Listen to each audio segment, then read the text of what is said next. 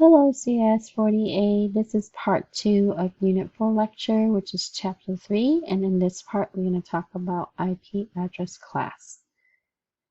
And for IP version 4, there are class A, B, C, D, and E. The usable classes are A, B, and C only. And on page 4 of your notes, it gives you the breakdown of each class. So when you're looking at an IP address, you are going to look at the first octet.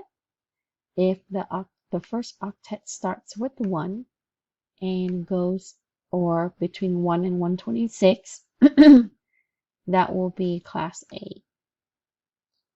And the subnet mask for class A is 255.0.0.0. That represent the first octet is going to be your network ID, and the rest are hosts. So your host is going to have 24 bits, and your network is going to be 8 bits, the first 8 bit.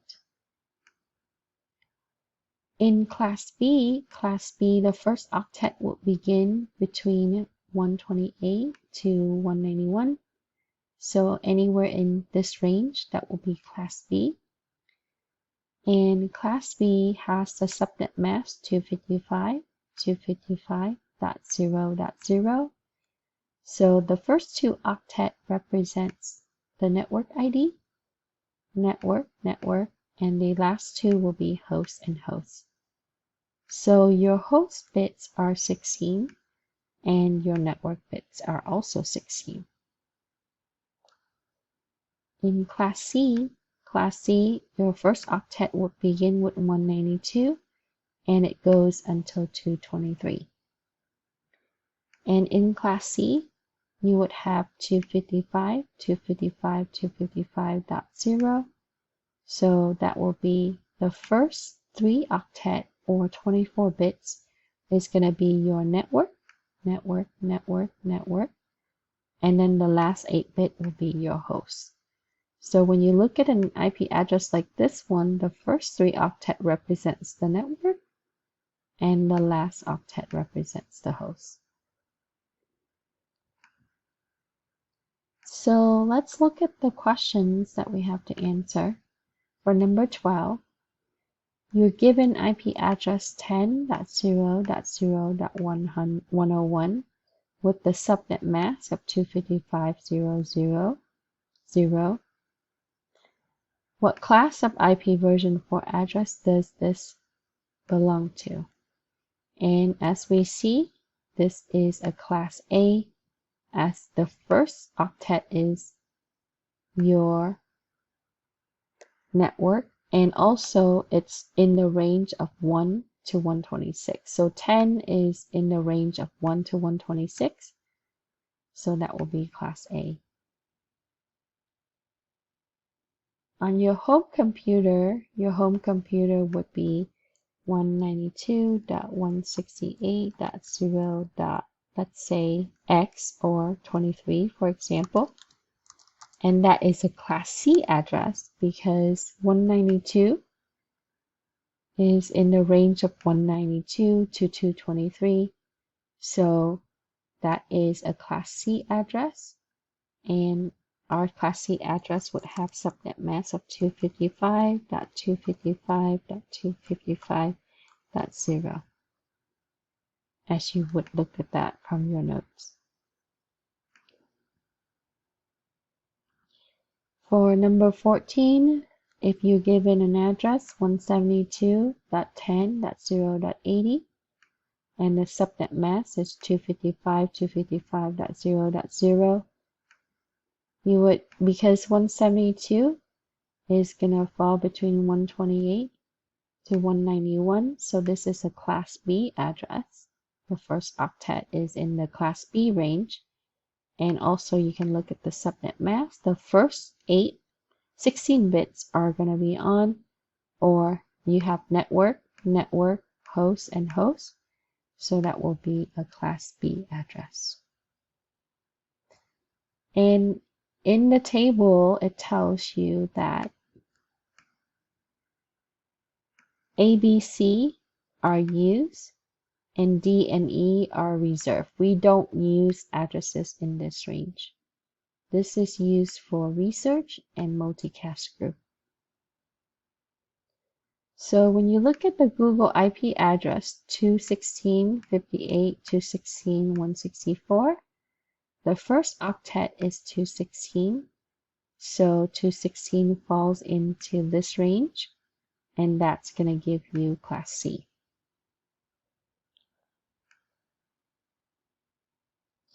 So some important highlights that you need to know. Class A IP address, you would have the first octet between 1 to 127, and this default subnet mask is 255.0.0.0.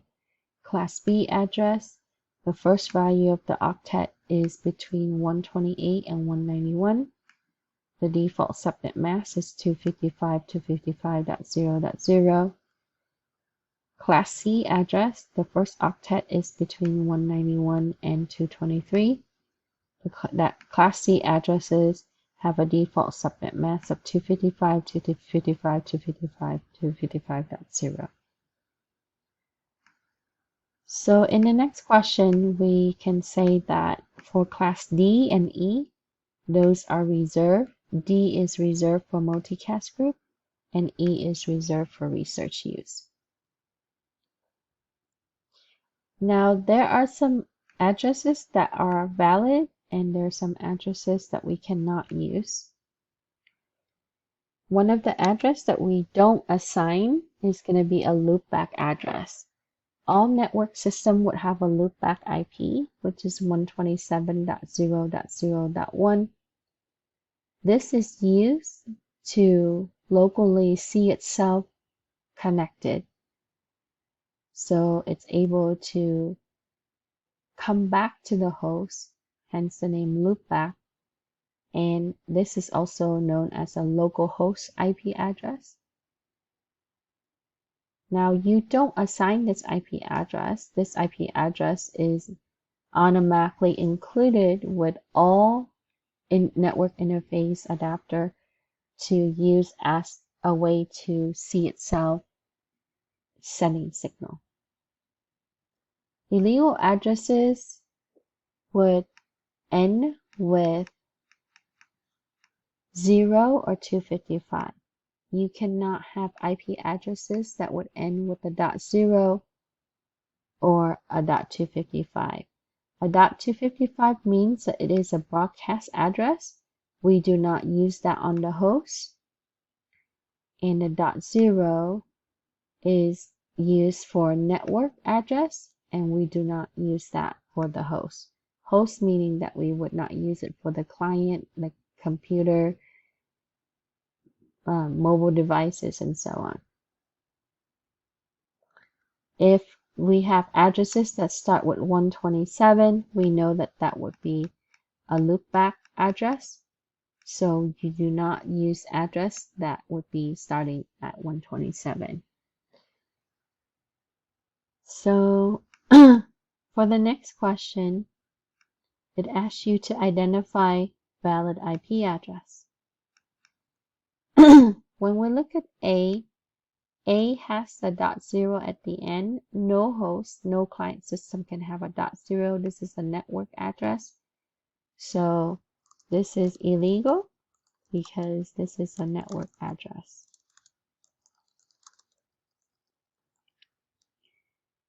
For B, that's also illegal because it is a broadcast address. For C, that one is illegal. We cannot assign that address to a system because it's a loopback address. I should not say illegal. We should say cannot be assigned.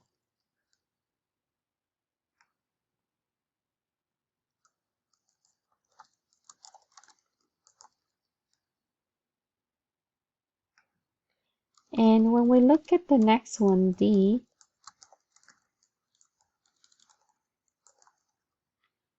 (172.0.1.1), this is a legal address. So this one can be assigned to a system. Same thing with E, 216.1.28.103. It did not end with 0 or 255 or start with 27. So again, can be assigned to a system. For F and G, these, if you go back to the notes and look at the classes,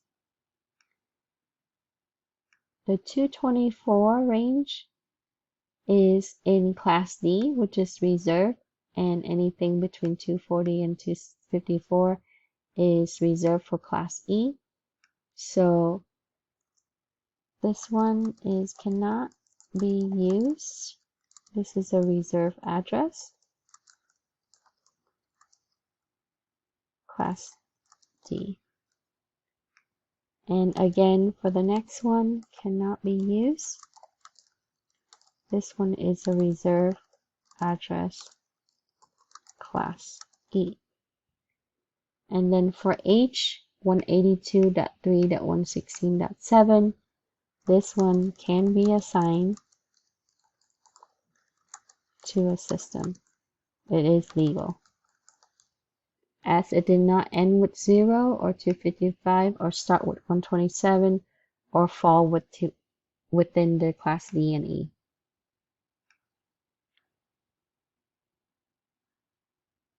So you can refer to the IP address class table and also the subsequent section that talks about loopback and network along with broadcast address. In the next question, it asks you to explain the differences between private and public IP address. So for this question, we can refer back to our notes here. And in the next part, it talks about private address starting from page 5 going to page 6. Private address is an address that can be assigned to the system, but it can only be used inside a local area network. And it is not routable. So any system that's using that address cannot be routed to the internet. Public IP address is a routable address, and it's used for the internet. It's often given to you by your internet service provider. So your mobile phone and your home router has a public IP address. Public IP address can be used in the wide area network, where private IP address is used within the local area network.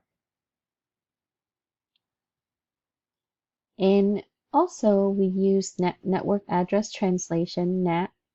It's used to translate private address to public address, so that way it can be routed. So it would take that private address and translate it to a public. It would associate that to a public address that's given to your network by internet service provider. So all your private IP address would use one public IP address to connect to the internet, as public IP is routable. You also see what's called an IPv4 address, APIPA, and IPv4 is in the range of 169. So when you see 169.254.1.0 or 169.254.254.255, those are IPv4 IP address. And those address is considered routable, and they're not private IP address, but all your system, when it doesn't have local area network connection, it would take on an IPv4 address where it doesn't belong to your network nor the public. So for the next question, we can say that the difference between private and public is that private IP addresses are non-routable. They're used for local area network. NAT server is needed to route public IP address or private to public IP address. And public IP address are routable. They're given by the internet service provider. It can be used for WAN connectivity.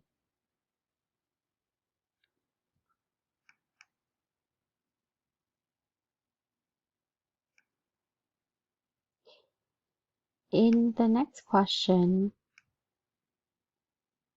it's going to go into multicast, unicast, and broadcast. So in virtual IP, which is an IP address that's assigned to a software that simulates a network connection.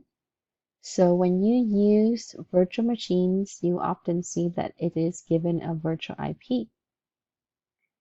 And it would use network address translation to associate that private IP from your virtual machine with a public IP that can be connected to the internet. So in your virtual machine, if it's set up properly to be able to connect to a network that connects to other network like the internet, you would then be able to use the browser within the virtual machine, simply because it's using network address translation. So address schemes, there are three ways that data can be sent. Unicast address. So if data is sent to a unicast address, that is sent to one system. And with IP protocol, this is accomplished by using the IP address that's intended for the target system. So if I'm sending data to one system, that's considered unicast. Data can all be sent to all systems, which is known as broadcast. And some system would broadcast their data across the network, and while other system would send directly to another target system, which is unicast. A third way is multicast. Multicast is if a system sends data to a select group of systems, and any data sent on a multicast address is then received by all systems that subscribe to that address. So all multicast address would start with 224, and you would see 224XYZ. And this often you would see this because it's in class D. And class D is used for multicast. So for some services, you would see that you would have the system that would send to a specific number of other systems so that you would see multicast being implemented.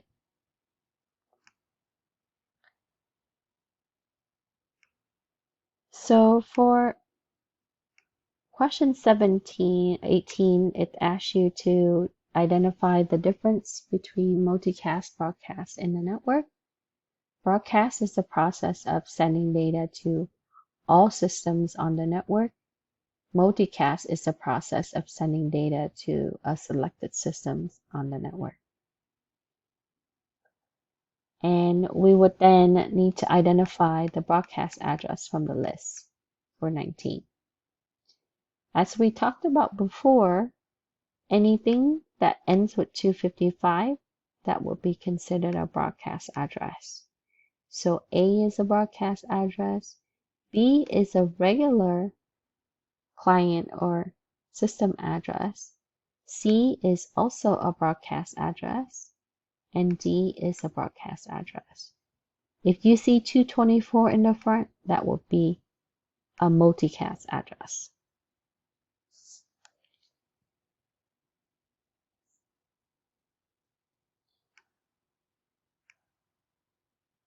Now, all application and processes use TCP IP port for the application that's running on the system. And some applications use multiple services. For example, browser is an application, and the browser would use port 80 for HTTP when you're connecting to a website, or port 443 for connecting to an HTTPS website.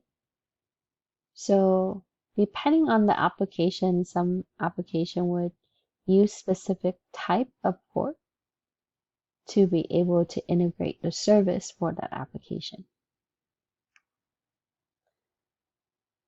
There are well-known ports, which are ports that are used by systems, like if you're using port 53, that will be for DNS, or port 22, or port 80. Those are considered well-known ports as it is commonly used for that type of service. Register ports are ports that are assigned to application or protocols, and the register ports fall between 1024 and 49151. The well-known ports are lower numbers. It's going to be from 0 to 1023. And then you have dynamic ports, which are the ports that are used temporarily in the range of 49152 to 65535. So very high range. And these ports are selected at runtime for the application, and it will be different every single time. So therefore, it's known as dynamic ports. So if you start your Internet Explorer, it may use different port number each time. But the web browser uses the same port, which is port 80, every single time. And you can see a list of common ports by using this link. Wikipedia has a table of the common ports. And we talked about ports and protocol last time. So for question 20, it asks you to explain why dynamic ports are used in the network. Because applications need a port to run, and applications use dynamic ports as temporary ports to execute tasks that are related to services and communication for that application.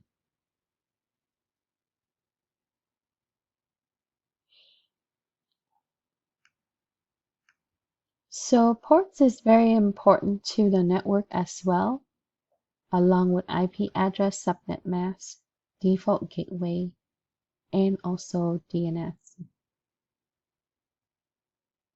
Another term that you will hear is socket, and socket is an endpoint communication that are made of three things: IP address of a system, like we just said, port number for the application, and the protocol that's used. It's either TCP or UDP.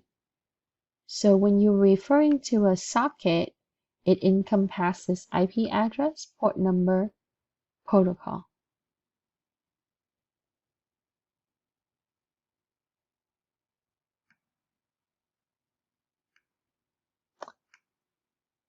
And so for 21, we would include those three things for the answer for our socket. Make sure that you know this for Network Plus and also our class quiz and exam.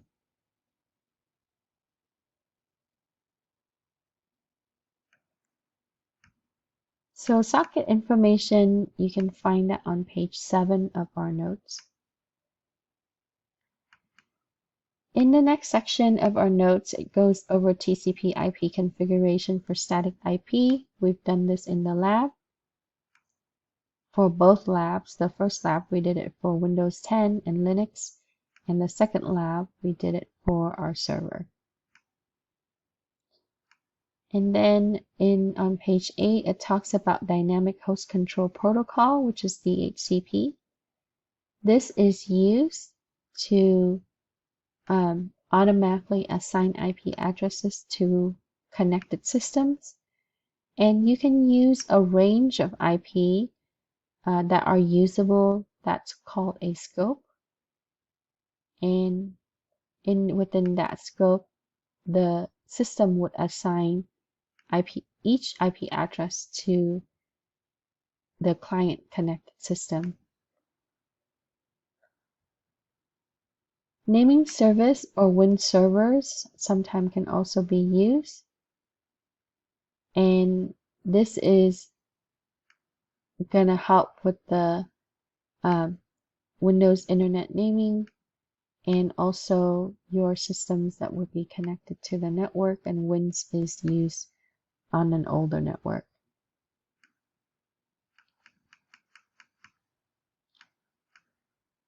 So now you can manually assign IP address, which is what we call static IP address.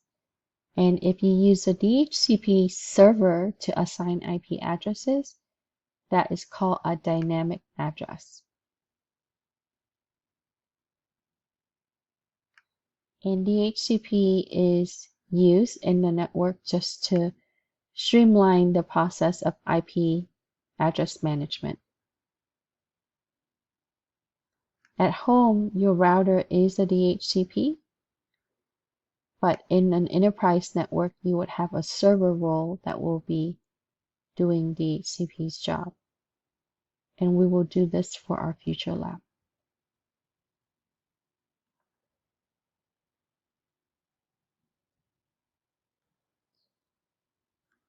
So here it talks about we need to have redundancy in our network, and we want to be able to implement server roles and making sure that that server role is going to have redundancy so we can have a backup in case of recovery, so you can manage multiple servers across the subnet, and you can use those servers to distribute IP address.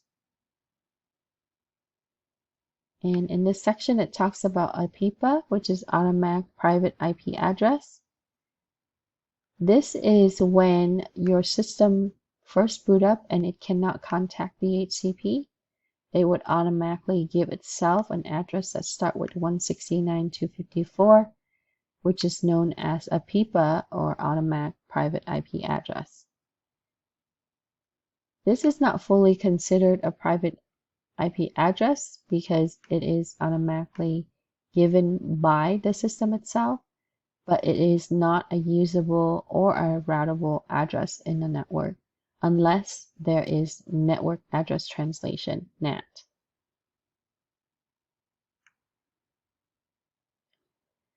BootP is a protocol. This was used in the earlier systems. The BootP servers its role is the same as the DHCP. It was a way for us to control the connected systems and how those system data can be sent across the network. It's very similar to what you see with DHCP, where DHCP is used to assign IP addresses that can be used within the network. This assigns the disk system that has an address to allow it to participate to the network. And in DHCP, you can reserve a set of IP that is not part of the scope.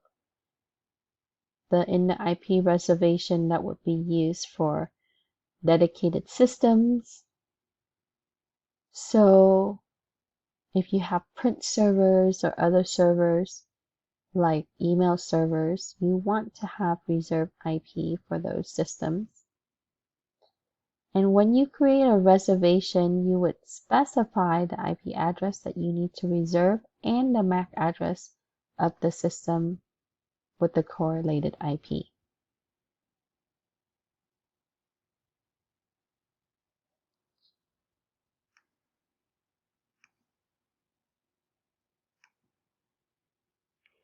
Now, IP reservations, you can create that specifically within the DHCP server. In Windows environment, you simply use the wizard in order to do that, and that would give you a group of IP addresses that you can reserve, or you can also reserve individual IP address.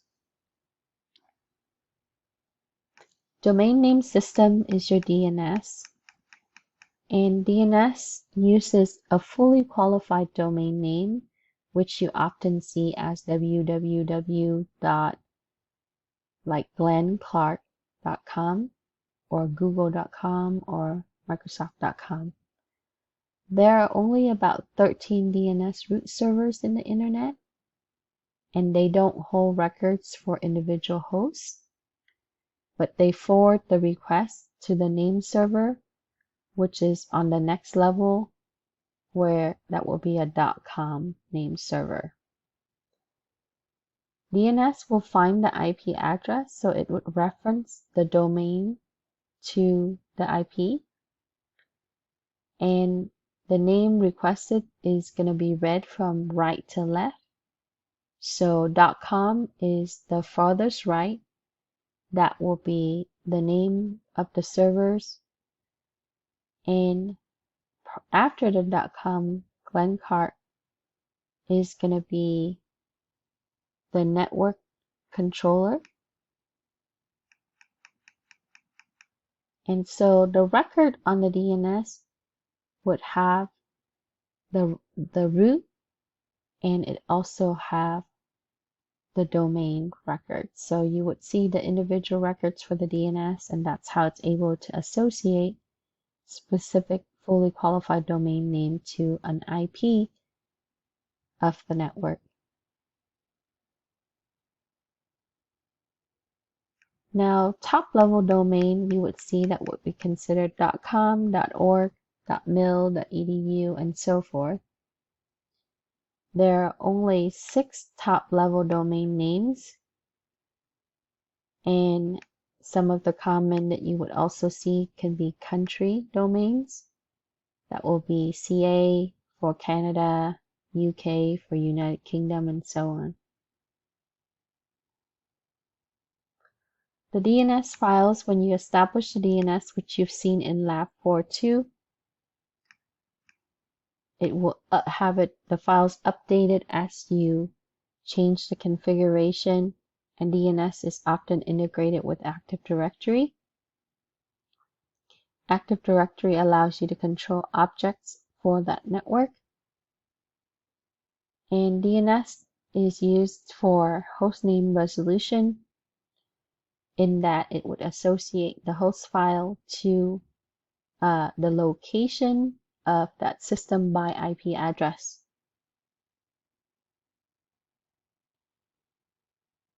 Windows Internet Naming Server is WINS. This is a way that we can resolve name for NetBIOS names. And back then, they were not able to use IP address, so we can only use system name to identify that system as part of the network. The WINS is similar to the DNS in that it contains database of different style name or NetBIOS name. And WINS client boots up, it would refer to its database for the query of a specific system. It uses a file called LMS host file, and this is a way that it would be able to resolve NetBIOS name.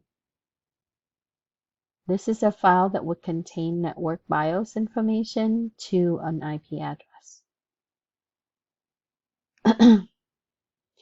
So when you have an older system that uses only system name, we would then need to integrate WINS so that way that system name can be associated with an IP address. It's a way that we can reference a system by name. Very similar to DNS. And so to answer the few questions before we conclude, question 22 asks you to explain why boot P is important in a network. Because routers need boot P to be compatible to allow DHCP requests to pass through the router to another segment. Next question asks you what type of servers convert fully qualified domain names to an IP address, and that is your DNS, Domain Name System. 24. Describe the role of WINS server in a network. And Windows Internet Naming Service provides name resolution for NetBIOS name to match IP address, and it is popular in the Microsoft network. And this concludes my part 2 of week 4 lecture, which covers chapter 3, in which we talked about IP address, TCP IP ports, different class of IP, binary conversions, and so on. So thank you for watching the video.